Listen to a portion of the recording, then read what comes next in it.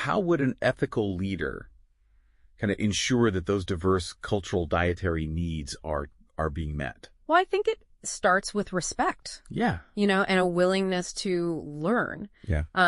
So for example, let's say you have a large Jewish population in your facility. Oh. An ethical leader would make sure that the kitchen is kosher. Right. And that means that it adheres to the Jewish dietary laws. Right. But it also means, going beyond that and offering a variety of kosher meals. Right. Really catering to individual preferences, not just saying, okay, well, here's one option and that's all you get. Right. You got to have, your kosher lasagna and your whatever else, Exactly. But I think it's also about, going beyond just, okay, well, we're meeting the, bare minimum requirements. Right. It's about creating an environment where people feel seen and heard and respected. Absolutely. And like their cultural, traditions and preferences are honored. Yeah, I think that's really important. Yeah. Now, our source also mentions this idea of conflict of interest management. Okay. Which, I think can be a really tricky one. Yeah, absolutely.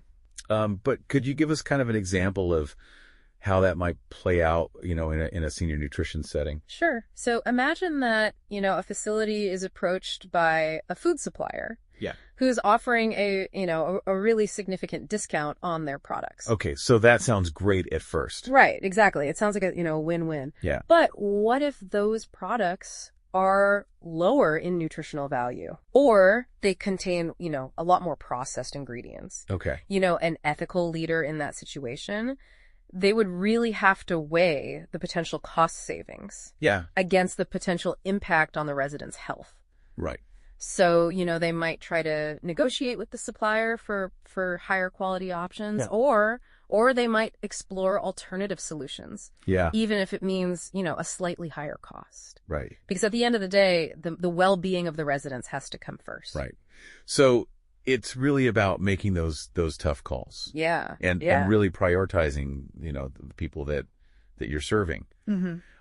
The source also talks about advocating for access to nutritious food. Mm-hmm.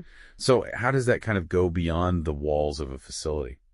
Well, I think it's important to recognize that, a lot of seniors, they struggle with food insecurity. Right. Especially those who are living alone or who are on fixed incomes. Yeah. It can be really tough to make ends meet. Yeah. And to afford healthy food. Absolutely. So an ethical leader might, partner with local food banks mm-hmm. to help provide meals. Yeah. Or they might even advocate for policies right. that make healthy food more accessible right. to seniors in the community. So it's really about recognizing that their responsibility extends beyond absolutely just their immediate setting. Mm-hmm. And then finally, we come to ethical decision making. Yeah. Especially in challenging situations. Right. What kind of comes to mind when you think about that?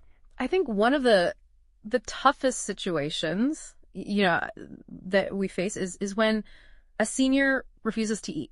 Yeah. It could be due to a medical condition. It could be due to depression. It could just be a loss of appetite. Yeah.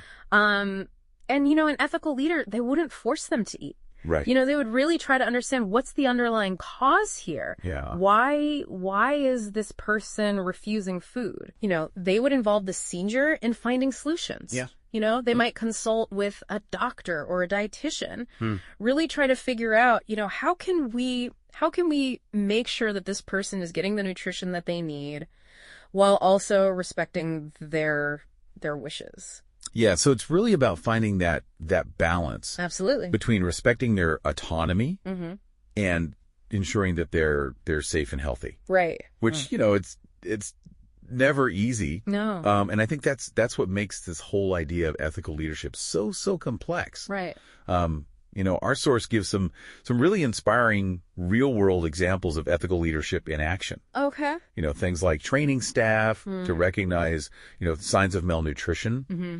or partnering with healthcare providers to create personalized care plans. Right. I think those are fantastic examples. Yeah, and I think it's important to note that these examples, they're not just isolated incidents. They really represent a commitment to ethical practices. Yeah. That should be kind of woven into the fabric of any organization yeah. that cares for seniors. It's really about creating this culture Yes. of respect and dignity and a genuine commitment Absolutely. to the well-being of older adults. Mm-hmm.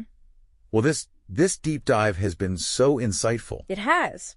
And I think, it really makes you think about, where do we go from here? Yeah. What role is technology going to play in ethical decision-making in the future? Right.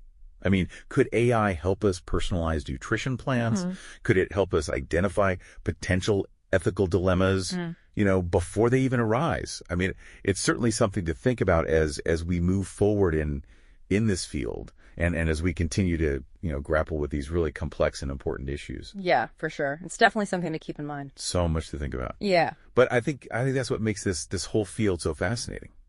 Absolutely. There's never a dull moment. Never. Well, thank you so much for joining me today and for sharing your expertise. Oh, it was my pleasure. And for all of you listening out there, thank you for joining us on this deep dive. Yes, thank you. And we hope you'll continue to think about these issues and how you can, advocate for ethical leadership in your own communities. Absolutely. Until next time. Take care.